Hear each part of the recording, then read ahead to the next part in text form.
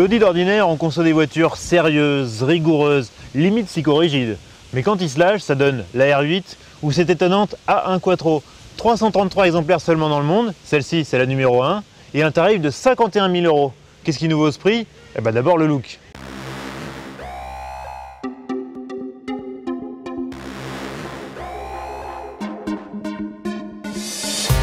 Difficile de rester insensible au charme de la 1 Quattro. Cet Audi multiplie les clins d'œil avec son énorme aileron façon Pikes Peak ou ses jantes blanches typées rallye.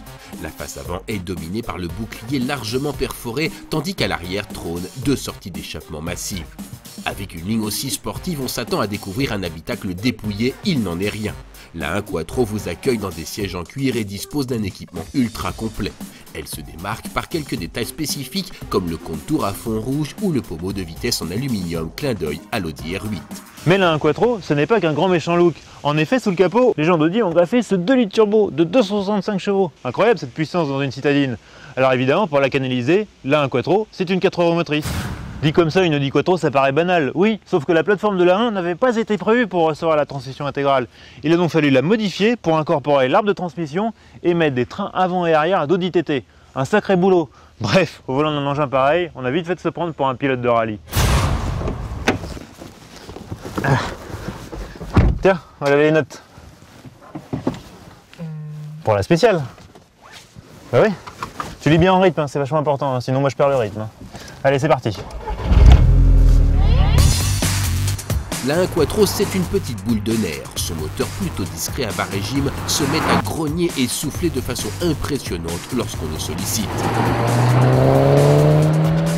Les performances annoncées sont flatteuses, 5,7 secondes de 0 à 100 et 245 km/h en vitesse maximum. L'Audi A1 Quattro, c'est une vraie petite bombe pour les spéciales de rallye. Elle est compacte, agile, nerveuse, elle a un bon grip. Seul petit problème, en sortie de virage à la remise des gaz, on sent que ça tire un peu dans le volant. Bah, la faute à ce différentiel central Haldex qui n'est pas ultra perfectionné. En clair, la voiture reste quand même un peu une traction avant.